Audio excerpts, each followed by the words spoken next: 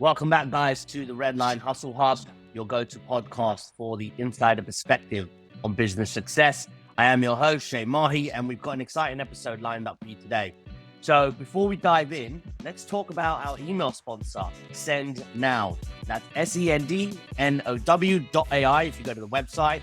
And if you're serious about cold emails or something you never tried before, Send Now is your platform. And the reason for that, the highlight features that have been mentioned are rotating inboxes, top-notch deliverability, no extra charges for workspaces, and it really makes it a game changer, especially for the agencies in the marketplace. Our most recent customer has mentioned that it has a very clean and intuitive UI. Some may feel that's very important, but we're confident that Send Now will become the go-to for cold email very, very, very soon. So don't miss out on this wave. Check out Send Now today. And now that our sponsors got their well-deserved spotlight, let's dive into today's episode. So guys, welcome back. We have another episode of the Redline Hustle Hub podcast. And today I have the pleasure of speaking to a legend in the game.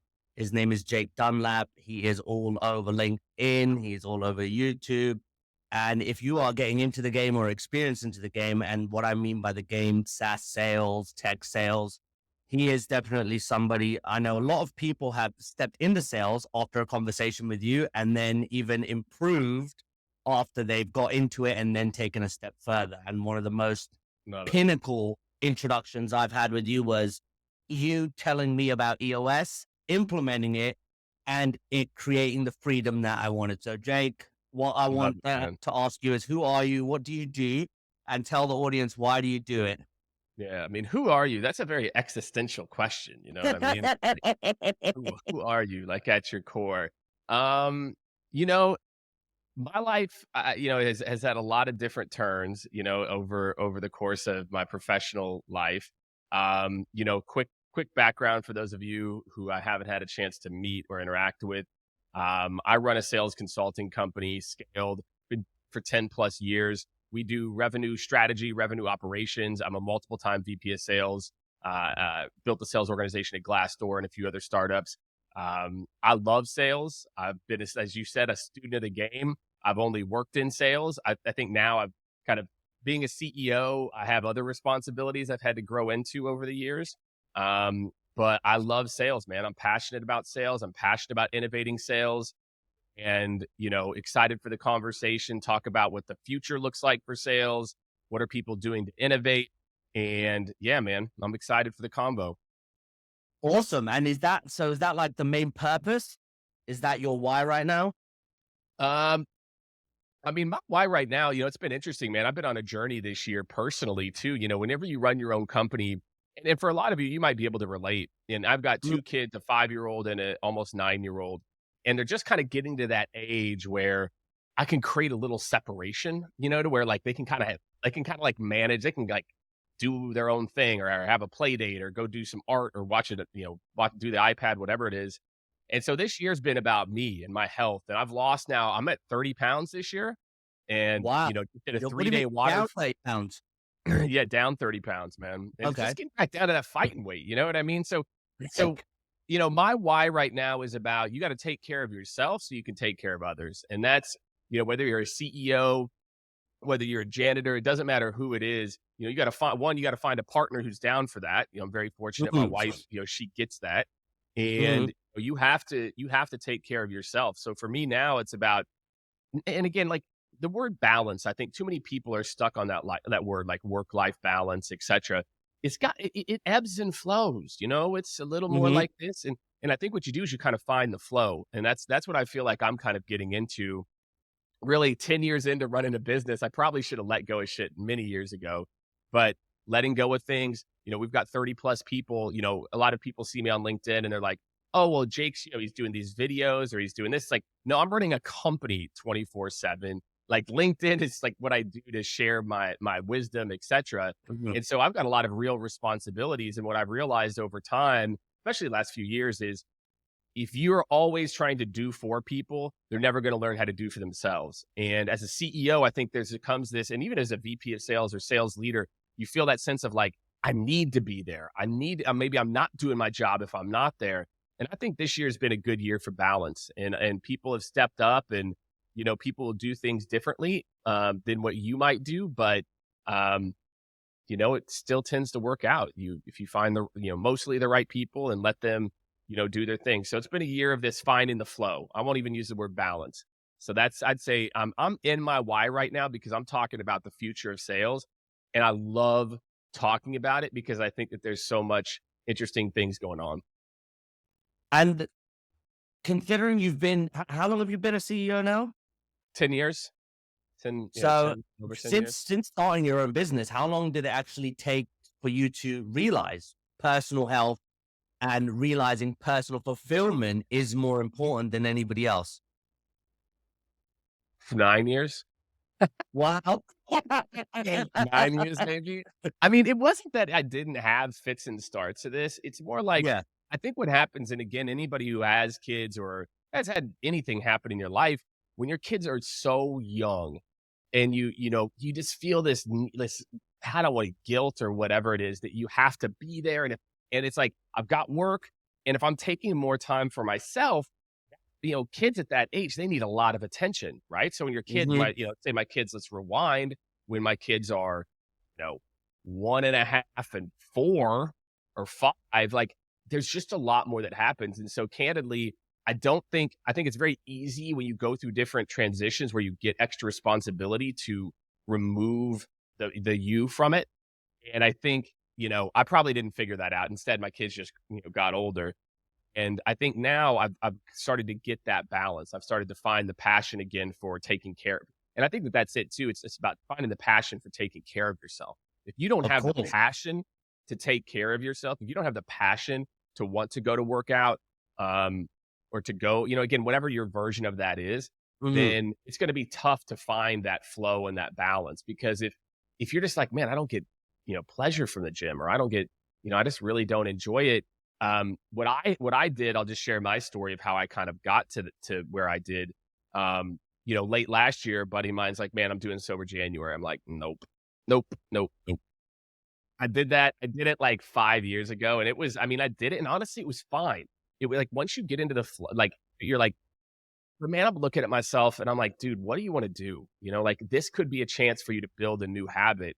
And then I also realized I just don't like to go to the gym by myself. Like Mhm. I don't enjoy going, picking out my own workouts, etc. So there's a gym. I'm in Austin, Texas. Mhm. Um, this gym here, and the model is like it's 1 to 3 personal training, and so for me, way cheaper than doing every session with a personal trainer. It's like I had my own Mhm. workouts. The guy sets me up. I do my thing. Mhm. I need that accountability. So I Yeah. started this year to put in place systems that work for me, not for other people. And I Okay. really just was very honest with myself about um what, Jake, man, this is a little more expensive than I want to pay for a gym, but is it worth it? And if this is what Yeah. I need, if I'll sacrifice a little bit more expense over here, but that's what's Mhm. worked for me. I I appreciate having that accountability of an expert who can make the plan for me. And when I have the plan, I have the accountability. That helped when I did that sober January to kickstart the exercise habit. And now I love it. I hurt my foot a little bit like a week ago, and I haven't been able to go as hard. And I'm like, I want it ready to get at it. But it took me really thinking about what works for me. And again, you don't have to be a CEO to do any of the things I'm talking about. A lot of you are probably going through some of this stuff right now. Yeah, yeah, that part I will. So, was there anything like, so for me, a lot of things trigger the next stages of your life, right? And in terms of every kind of trial and tribulation I've been through in my life, there was always a trigger for the next moment, either adverse situation or something good, right? And do you think you can pinpoint like what that thing was that triggered it at year 9, which is Yeah. a lot of growth, a lot of experience, a lot of learnings, and a A lot of lot of mistakes. So, like, what triggers mm. that type of I think that mindset switch? yeah, I think there's a few things. One, I don't think I'm a overly vain person, but if I'm honest with myself, I feel better about myself and am more confident, look good, and Yep. I have no problem saying that. Like, I think a Mhm. lot of people want to look good. And I was, just like, Jake, come on. And I, make excuses like, no, I don't look that, I'm good. Like, and then, when you do a lot of videos like I do too, you could, you can see it pretty quick. Um, and I just couldn't get in that rhythm. I think for me, and then, again, plus having kids, my son now is into third grade. My daughter's just started kindergarten. And, if you don't take care of yourself, you're not going to live till 100 or, whatever. And That's I very think true. it was a combination of, those things and just saying like, is this the person that you're ready to be? I'm 43 now, you know, is this the person you're ready to be for the next chapter of your life? And the answer was no. And so I said, look, especially with COVID, it's so easy. Mhm. Here, you're downstairs, 5 o'clock. Let's go maybe have a little glass of wine over here. Let's go, do whatever, go hang with my buddies. And so I just started to think about, what does that person look like? And right now, I'll tell you actually something that's happening right now. I'm 9 months into this. I'm reading a book, and I'd highly recommend this book. It's called 10x is easier than 2x. And it Okay. just talks a lot about if you want to become the person that you want to be, there are things that you are going to need to do differently. And let me tell you, one of the most interesting things about this book is it doesn't mean just working harder. It doesn't Mhm. mean just like grind, grind, grind. I mean, look, it could be the answer for you based on your unique Mhm. situation. Mhm. And so it's just really made me reevaluate, how I think about the way that I structure my days. And the other concept from it that I think anybody can relate to, and this, I think, going back to answer your question, what was the blocker? If you're always comparing yourself to the person that you were, man, look at fit Jake, look at fit. Mhm. Jake was proper fit, like CrossFit, I told him I've been watching Top Boy. If you haven't watched Top Boy on YouTube, I mean, you gotta check it, you know? I love that show. So if I oh, the concept in the book is you can't compare yourself to who you were or who you're gonna be in the future.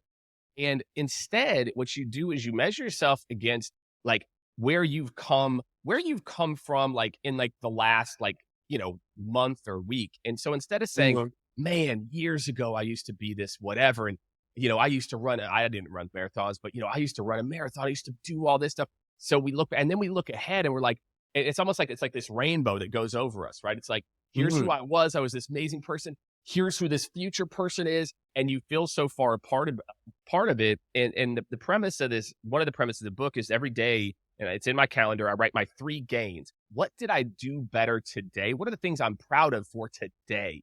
That um that it's about comparing yourself to who you were yesterday.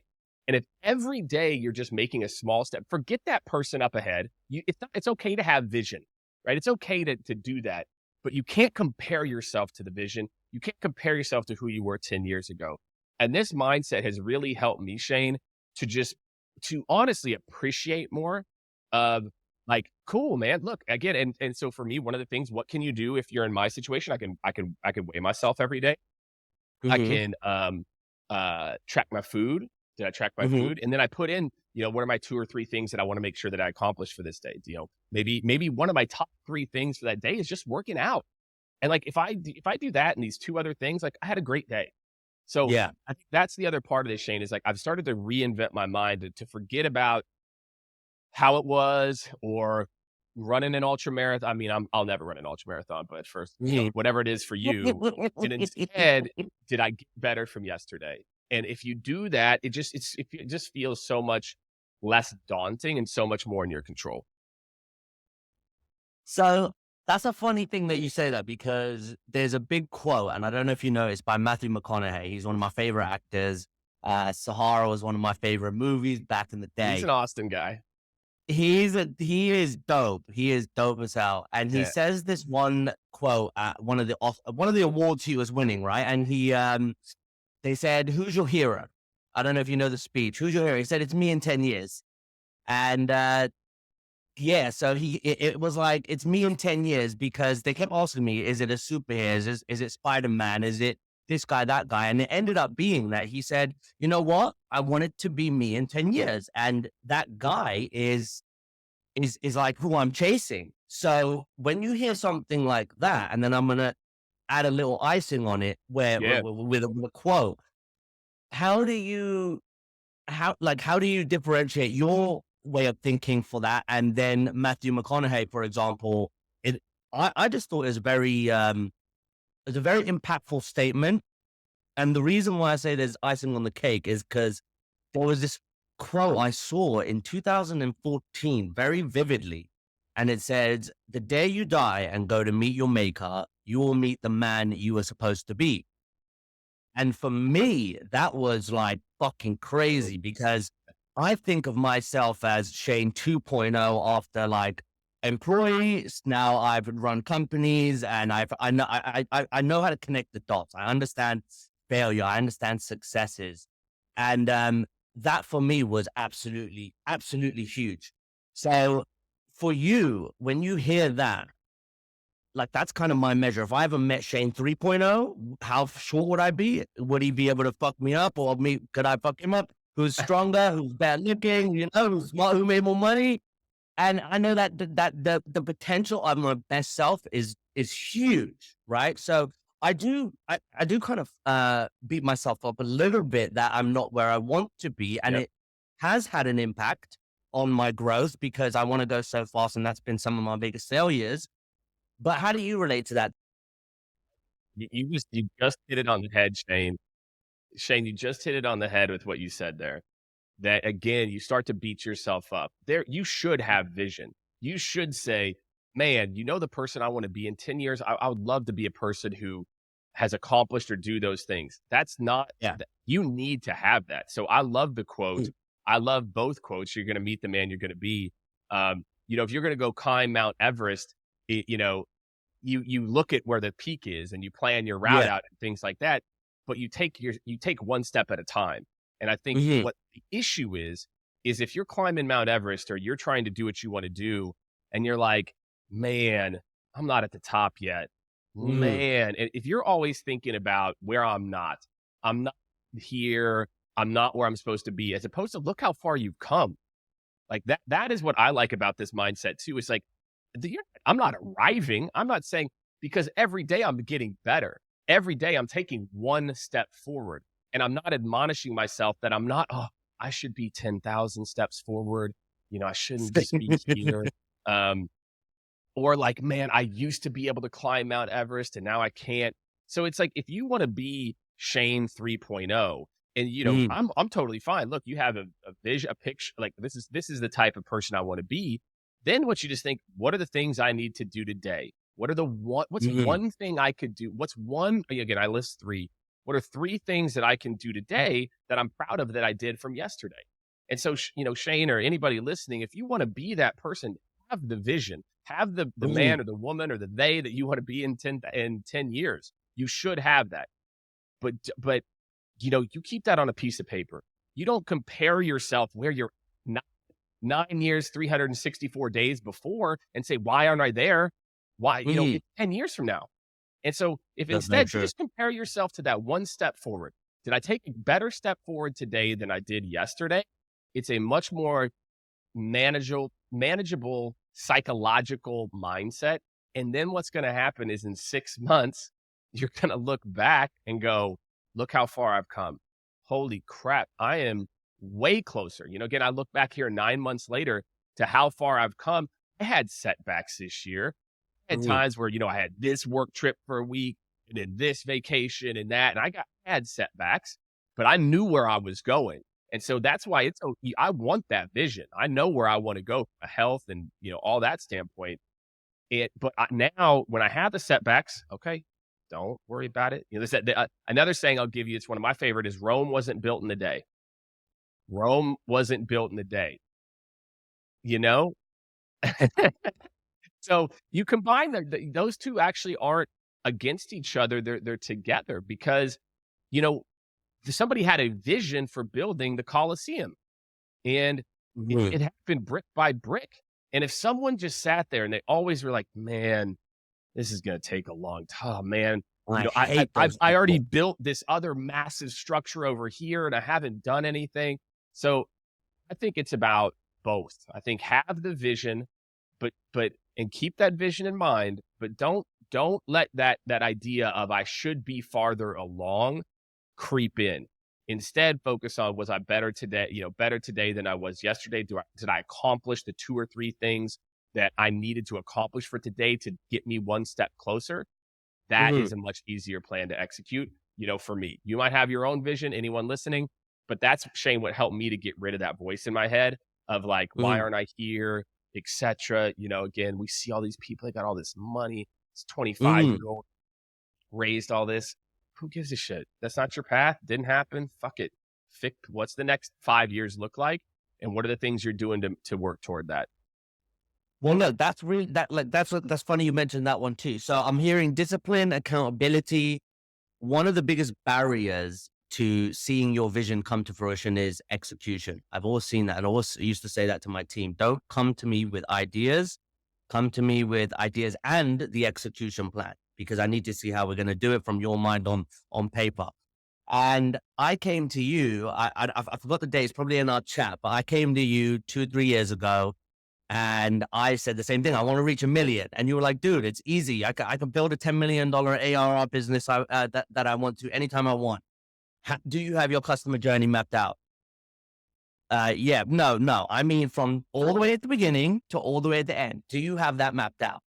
And mate, that took me on a journey of the 3 books that came from that were Traction, Systemology by David Jennings, which ended up being like the entire system of sales driven from prospecting to finance to operations was all recorded on Loom.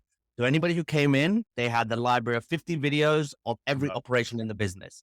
And that kind of thinking really, really helped me a lot, because the rushing was my biggest problem. It was my biggest problem. And it's a lot of people's problem. and that probably leads a great segue into the next part, which is failure. And my opinion of failure is it's accelerated learning. That's And right. failure for me is like, if I can fail, or if I've failed that 1,000 times, that 2,000 times, I may only have 100 solutions, but those 100 solutions are dope. Those are going to work. Those are the solid frameworks that you need to execute, right? So for you, biggest failure, biggest impact, most profound moment that you can really pinpoint in your life, whether it was 12 or 34, Yeah. tell me the biggest failure and how it helped you learn, how, like in terms of who you are today. Yeah. Um, this is an interesting question, and I'm just gonna answer with the first thing that popped in my head.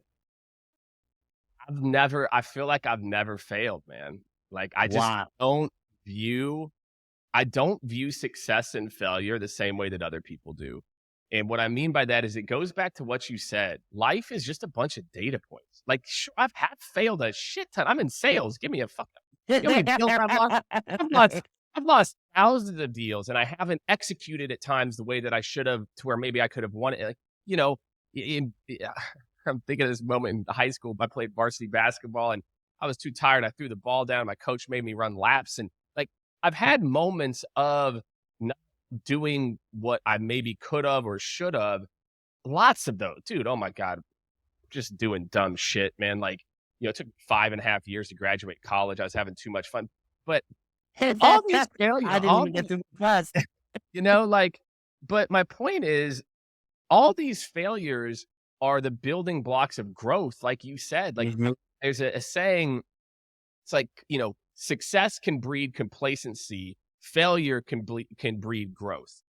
And I don't know if I Yes. made that up or not, but there's a version of it. We're I kind of like it. I actually wrote that in a LinkedIn post that's going to go live. gonna IP that one for Jake. But another one, it's like, I had another one about, you think, if you feel like you've arrived, then you've plateaued. And I that's the love truth, it. though. Yeah, to be clear, man, I've had hundreds and hundreds of failures. I just don't look at myself as a failure. And maybe that's the Mm, lesson. This is like, I don't internalize those failures. I have pity parties. Don't get me wrong, mm, man. Something bad happens where I know I could have been better. That's what I mm. categorize as like Yep. mini failures. Where I'm like, dude, I'll have my little pity party. Maybe it's maybe it's an hour. Maybe if it's something big, it's like half Mhm. an okay.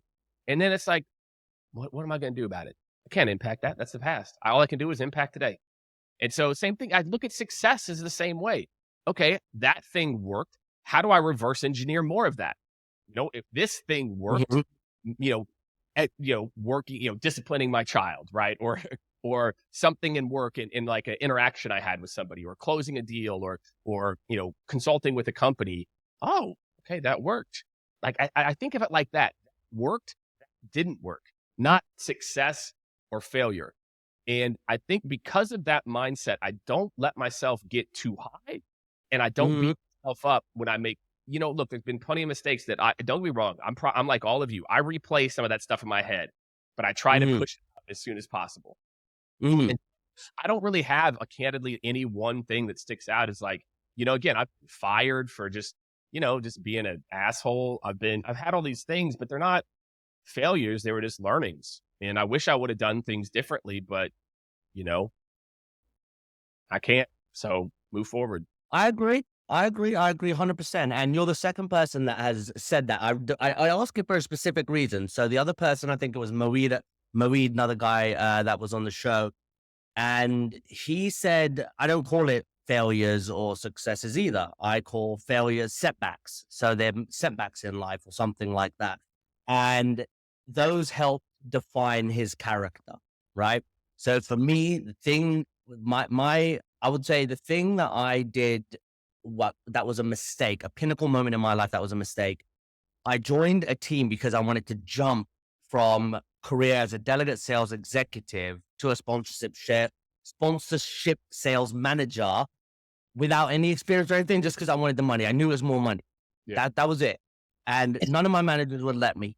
And doing with doing that, I jumped into a role that I was not prepared for. 7 months, grinded, but focused more on likability, for like being the clown, the sense of humor guy.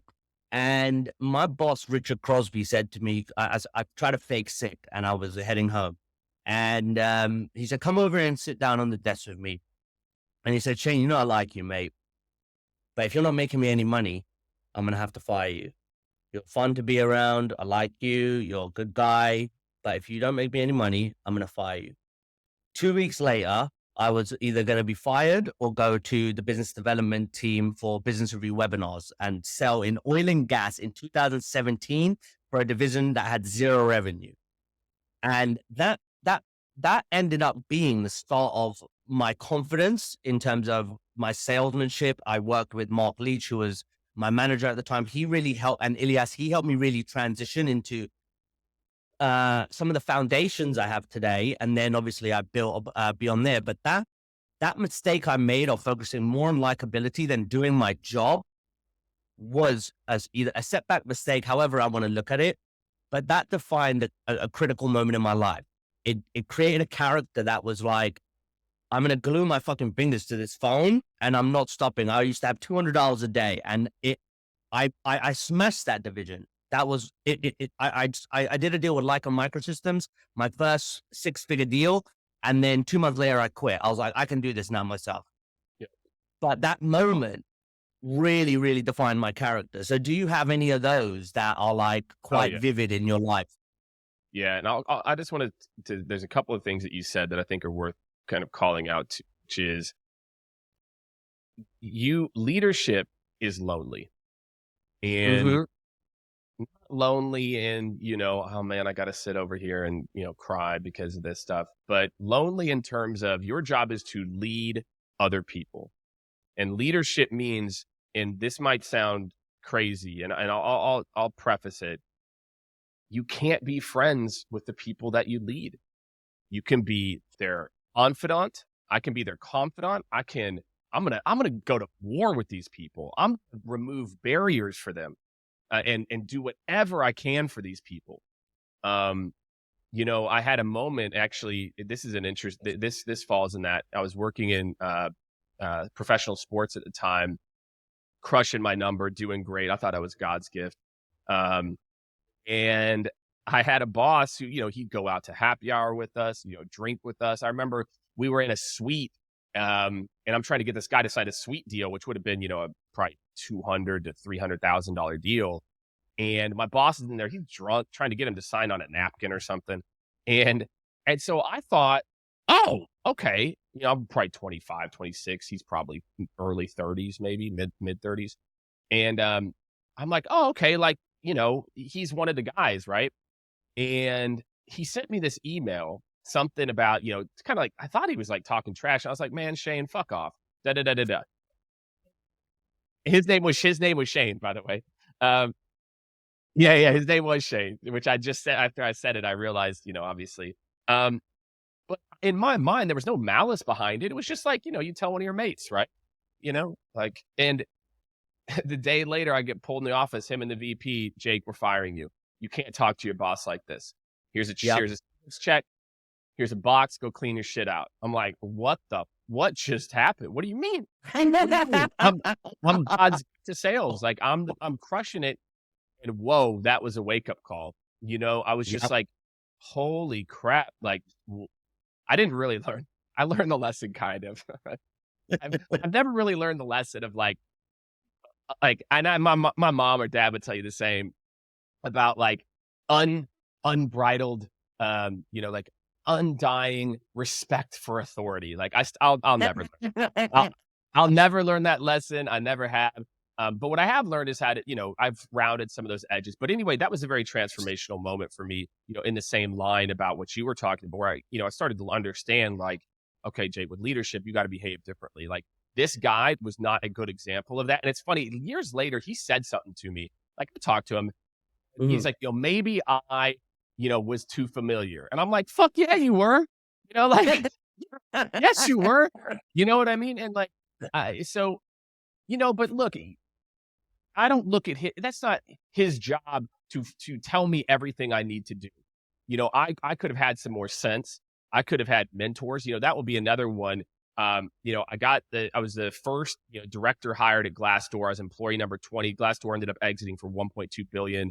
Probably 5 years later. And I get put into this position. I'm 30, just turned 31, and within a year, I've got 40 direct reports.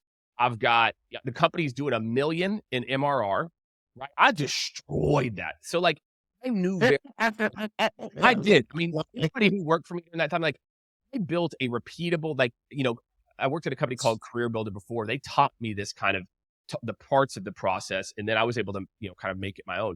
Building and scaling a sales organization, that is never my problem. I can do that. And that's why I started a consulting company around it, because I realized like, why am I doing this for other people?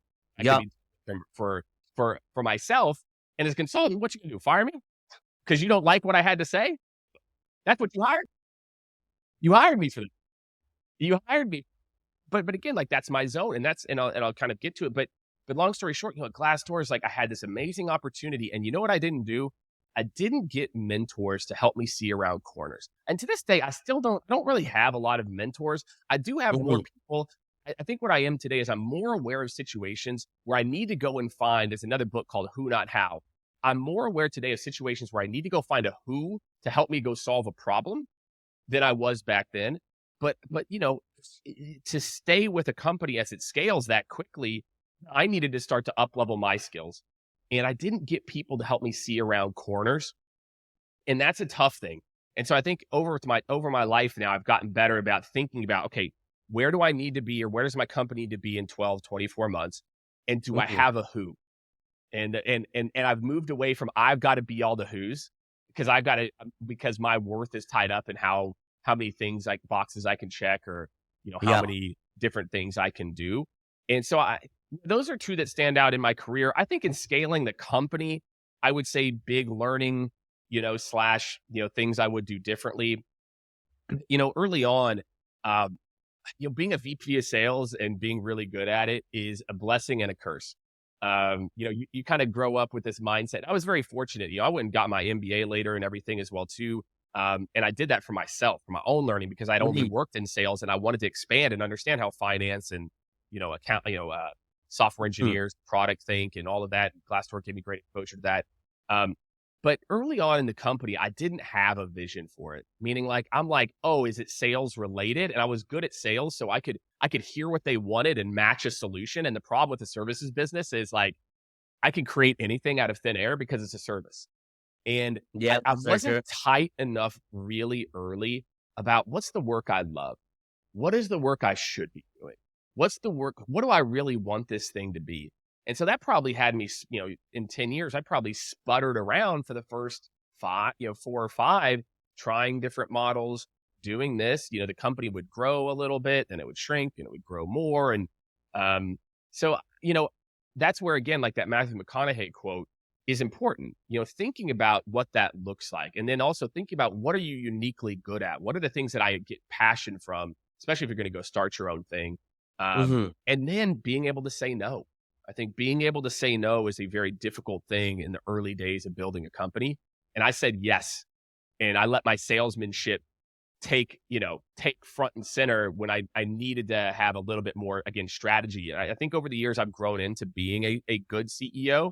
I'd say, I'm not like Coach Prime, for Dion Sanders.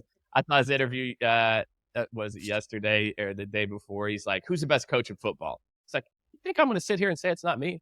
I will sit here. I will sit here and tell you, I think I'm a pretty good to really good CEO, but it's taken a long time to get here. And again, to me, I will never arrive. I will never Mhm. believe that I'm at the best that I could be. And I will never, it doesn't mean, again, I've learned how to give myself credit.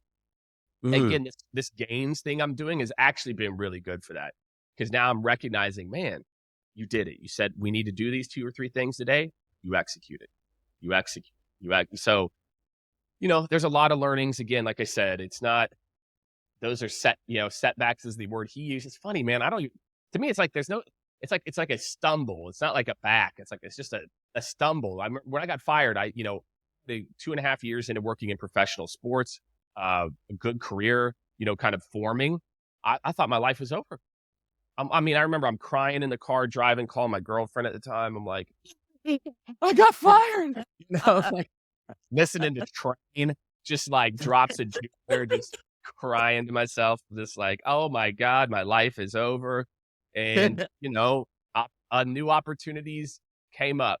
That would probably be It the does. closest I felt to failure, was that moment. But, like I said, I didn't let it, didn't rock my foundation too much, which maybe I should have let it do it a little bit more. But Well, yeah, I those think are it's. some of the ones that stand out for sure. I think a lot of people have had those, and well, I guess it's more of the rebellious entrepreneurial minds that have those specific types of situations. Because I did something similar to our head of marketing. So we were running webinars, and well, I won't name the company, but if you go to my profile, you can see it. You can But probably guess.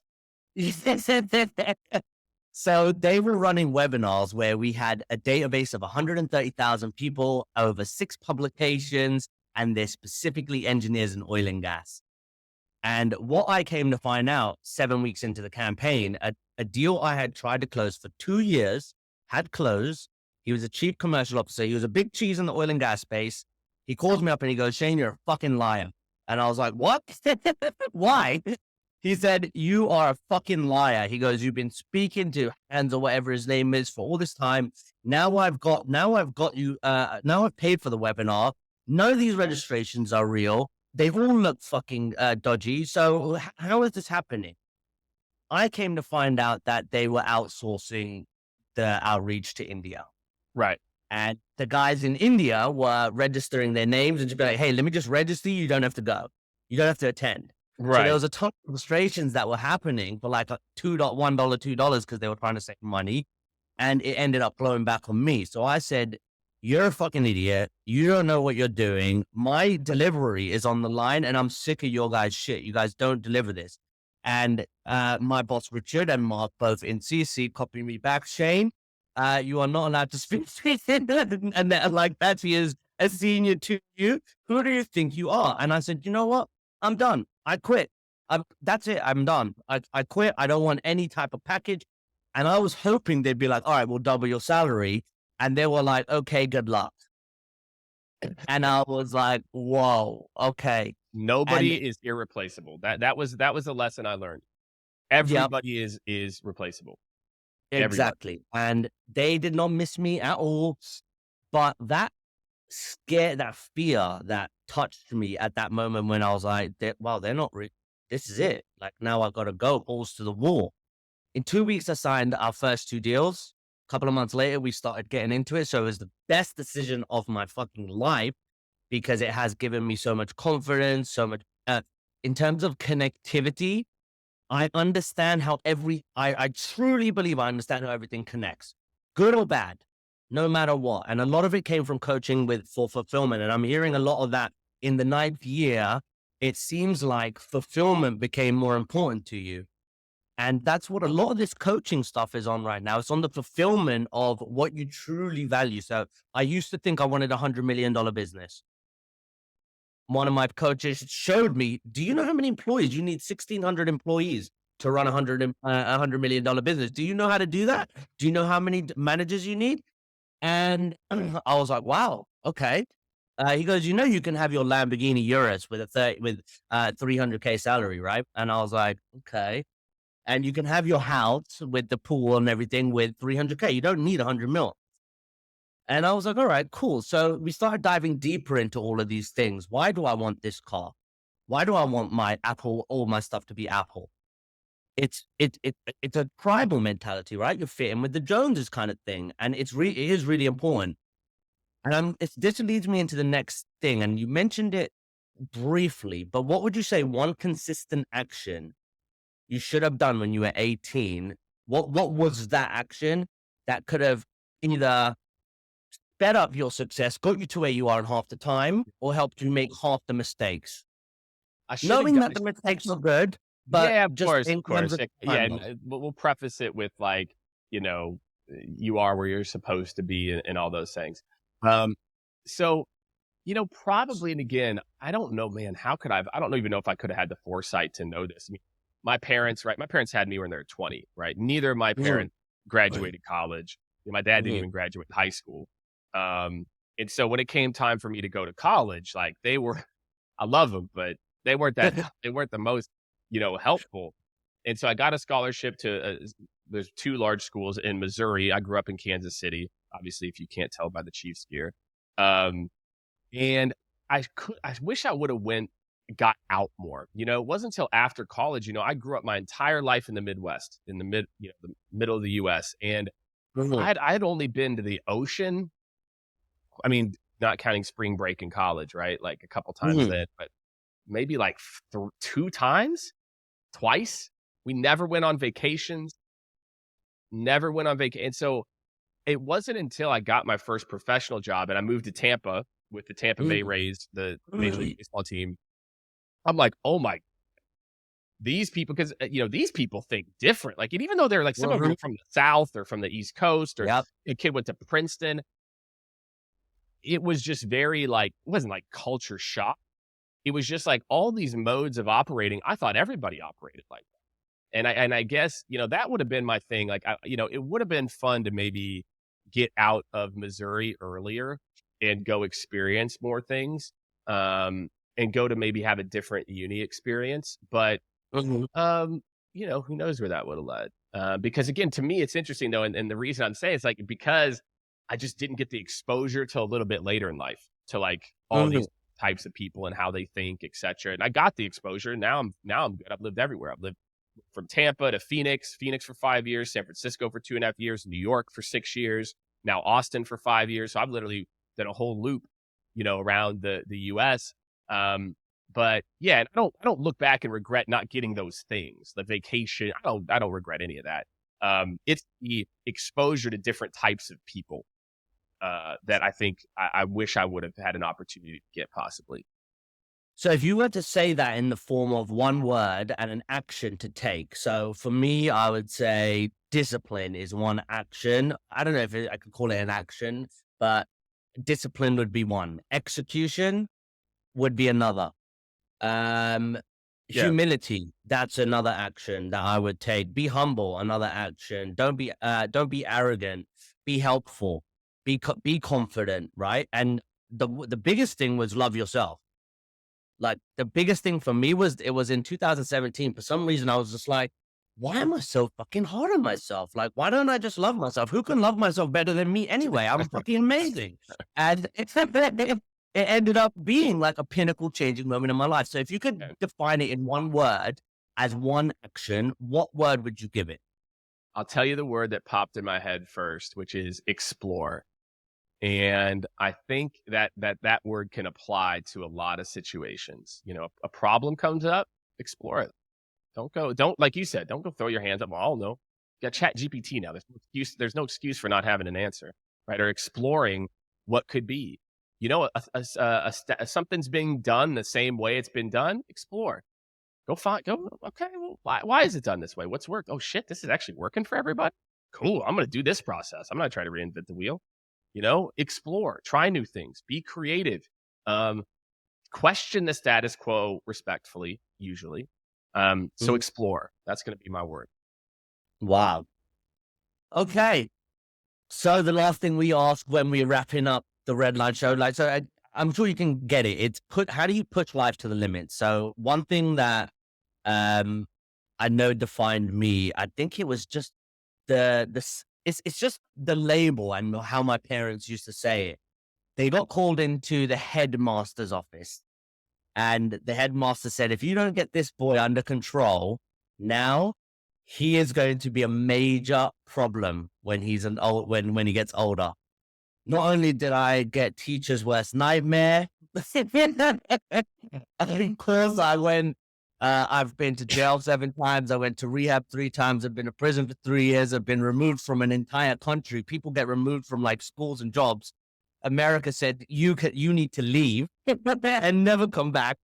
And now I'm in a place where all of that stuff has made the biggest difference in the world, because the character that I built, the resilience, and who I am today is like, I just think life is fucking incredible. Awesome, right?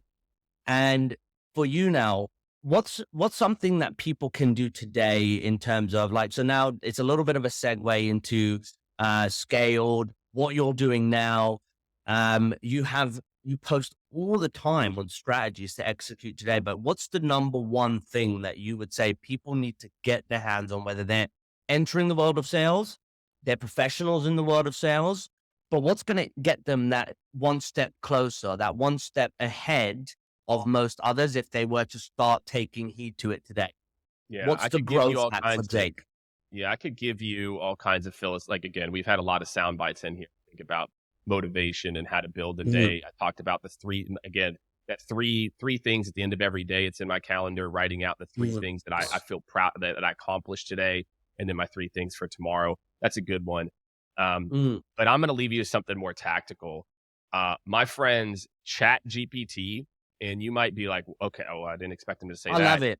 I'm a premium Chat member. GPT, my friends, is the most important thing that has happened to any, I'll call it, white collar worker, where you are somebody, look, if you're a bricklayer, or if you're, construction, you're good. You're a plumber, guy came and fixed our blinds today. Like, you're good.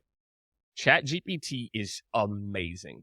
It is, and there's so many use cases, around its ability to do research, its ability to compile complex ideas and simplify them for you. Its ability, from a sales standpoint, I literally just recorded, I was in California last week. I recorded the Chat GPT for Sales course for LinkedIn Learning. So that'll be out in December. Wow. Go check that out. Myself and Kevin Dorsey are doing an AI series every Thursday. So we'll drop the link, for the show notes for you to check out. My friends, yes, it can help top of funnel research. You can, and for those of you who don't know, Chat GPT regular just stops. It doesn't know anything past September of 2021. But there's now plugins that will let you search the internet. So I can drop in someone's investor relations page. I did this on a call with a woman today. I think she had a fucking heart attack. I almost had to call the fucking ambulance for her. And I go, watch this. I go, I am an enterprise sales rep at this company. I'm trying to get a meeting with this company. Here's a link to their investor relations, and here's a link to their recent press releases. Here is the main product that I sell. Insert link to my product page. I'm trying to put together a strategy to engage the CHRO. Here's a link to his executive profile on their company page. Help me to put together a 1.5 month strategy to get an introduction from the current director of sales I'm talking to this senior executive. And in 15 seconds, gives me the most ridiculous plan I've ever seen from any sales rep I've ever managed in 20 seconds. It reads all the pieces. It reads the investor relations and spits out the plan. So imagine rep one who's like, oh yeah, chat GPT, AI, whatever. And they go and do this stuff manually. They go and read an annual report with Auto PDF, which is a chat GPT plugin. I can literally copy and paste in a link and I can say, here's the product I sell. Here's the pain points. What can you see in this annual report is relevant to what I do and sell? And then write me a 4-sentence email or 6-sentence email or LinkedIn message to engage with the VP of sales based on what they espoused in their annual report and how we can solve it. My friends, and I am giving you the tip of the iceberg. If you're like, holy shit, Jake, if you thought that was holy shit, like if you're in sales leadership, the applications are bananas. And we just launched a Notion page. It's got a bunch of different prompts. It's like $50 and it's a covered cost for us. So we'll drop the link for that too, Shane. But my friends, I had to fire myself as CEO for almost a week and just go start executing chat GPT because it changed the way that I worked forever.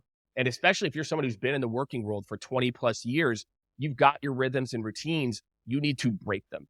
The way that you think about problem solving today has got to be different with chat GPT and tools like it. So I will just, it's like a warning / excitement around where AI is going. So I will leave you with, you need to go spend 48 plus hours in the next few weeks messing with ChatGPT.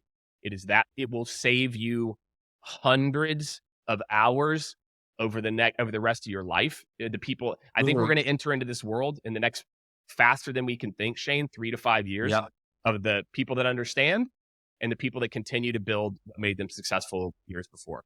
So that's my final tactical piece of advice for everyone.